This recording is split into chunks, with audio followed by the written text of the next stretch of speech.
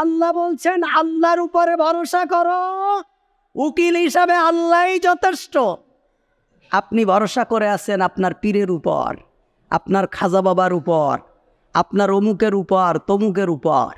আপনি মুশরিক হয়ে যাচ্ছেন, আপনি শিরিক করছেন, আপনি মরা মানুষের মাজারে গিয়ে সিজদা দিচ্ছেন। আপনি বোঝেন না? আপনি যেই পীরের মাজারে গিয়ে সিজদা দিচ্ছেন, ওই পীরের মাজারের চারপাশে 20-30 জন ফকির বসে ভিক্ষা করছে। ওই পীরওয়ালা যদি আপনাকে কিছু দিতে পারত, সর্বপ্রথম ওই মাজারগুলোরে যেই ফকির পাহারা দিচ্ছে, ওই ফকিরদেরই তো বড় লোক বানায় দিত। কত পীরের মাজারে দেখি কালবৈশাখে টিন উড়ে গেছে।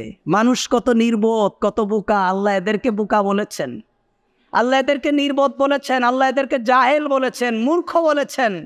যেই পীরের মাজার কালবৈশাখী ঝড়ে টিন উড়ে যায়, সেই পীরের মাজার যে তার নিজের টিন রক্ষা করতে পারে না, সে আপনারে ছেলে সন্তান দেবে, সে আপনারে খাদ্য দেবে, আপনারে সুস্থতা দেবে, এবং শুধু তাই না, কিয়ামতের দিন আপনাকে বেহেশতও দেবে।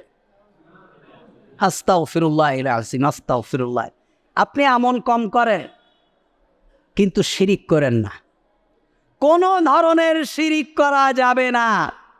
আমরা তো পড়াশুনো করে মুসলমান হইনি, আমরা মুসলমান হয়েছি হলো বাপদাদা থেকে। এখন বাপদাদার কেউ না কেউ খুঁজলে কারো না কারো দেখা যাবে সেই রাম ভক্ত ছিল, রামায়ণ ভক্ত ছিল, বাবা ভক্ত ছিল। এই কারণে আমাদের ইসলামটা এমনই হয়ে গেছে। বড় একটা গাছ দেখলেই মনে হয় আর এই গাছের নিচে মনে হয় 1 বোতল পানি রাখলে কোনো একটা কাজ হবে। আমি শেরপুরে গেছিলাম মাহফিল করতে, দেখি যে এক বিরাট গাছ, শিমুল গাছ। আমি প্রথমে মনে করলাম এটা মনে হয় নকলা থানায়, মনে করলাম মনে হয় বট গাছ। আমার জীবনেও আমি এত বড় তুলা গাছ দেখিনি, শিমুল গাছ।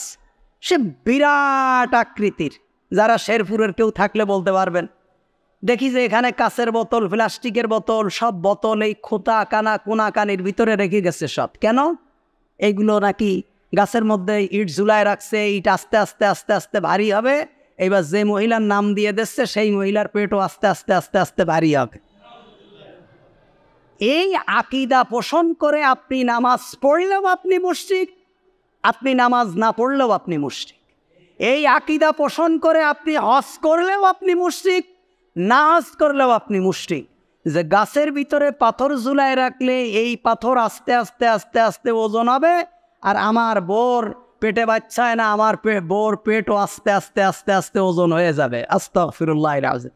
এগুলো সম্পূর্ণ হলো মুশরিকি আকীদা, এগুলো সব হলো শিরকিয়াতের আকীদা, এগুলো সব হলো আবু জাহেলের আকীদা, এগুলো সব হলো তদানীন্তন সময় মক্কার কাফিরদের আকীদা। এরাও এই আকীদা পোষণ করত। সুতরাং এমন কোনো কিছু করা যাবে না যেগুলো আমার আপনার ঈমান খতরার মধ্যে পড়ে যায়। আল্লাহ তাআলা বলছেন লা ইলাহা ইল্লাহু ফাত্তাখিযহু ওয়াকিলা। ওয়াকিল শব্দ ব্যবহার করেছেন আল্লাহ। বাংলায় উকিল আছে না, উকিল শব্দ ব্যবহার করেছেন। যে তোমরা একমাত্র তার উপরে ভরসা করো, তাকেই ধরো, যিনি ছাড়া আর কেউ কোনো ইলাহ নেই। ফাত্তাখিজ, তাকেই ধরো। কারণ কি? এই তিনি একমাত্র তোমাদের উকিল।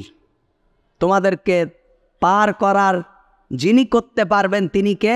আল্লাহ সুবহানাহু ওয়া তাআলা।